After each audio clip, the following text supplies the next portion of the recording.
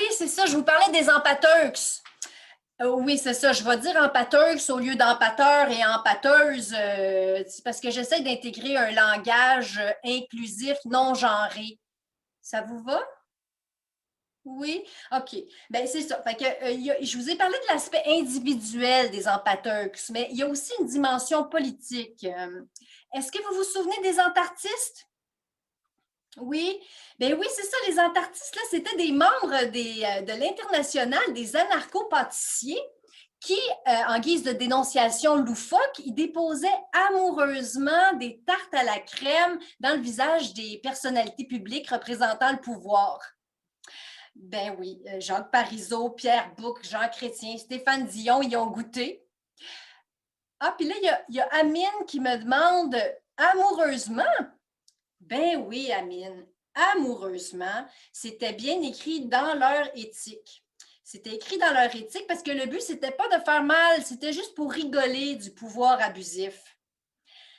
Alors, politiquement, être un empateux, c'est un peu se situer dans la lignée des antarctistes, sauf qu'au lieu de crémer les épais, de crémer épais du côté de la critique, mais on est plus porté à couper la pâte en deux pour voir à l'intérieur, pour comprendre la motivation profonde, tout en interpellant le pouvoir quand on a l'impression de se faire rouler.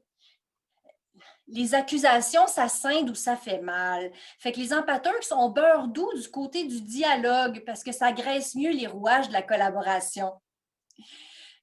Je sais que dans l'arène politique, le mot collaboration, ça a été utilisé comme un synonyme de traîtrise.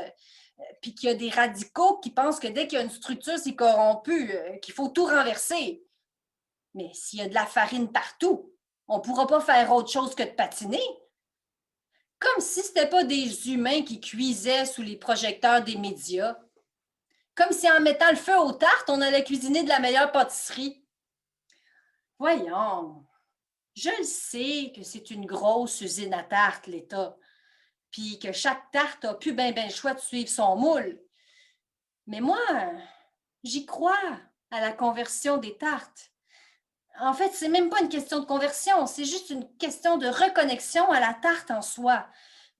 On a tous une tarte à l'intérieur qui demande pas mieux que de se relier aux autres tartes. En bref, ce qu'il y a de commun entre les empateux et les antarctistes, ben, c'est la pâte.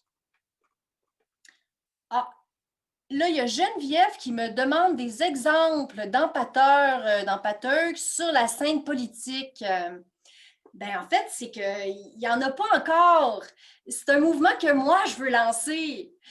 Après l'entartement, l'empattement. Ben, l'empathie. Mais je vous avoue que moi, j'ai toujours tendance à mettre un petit peu mon grain de sel. C'est ça qu'il faut que je travaille. Rester dans l'empathie.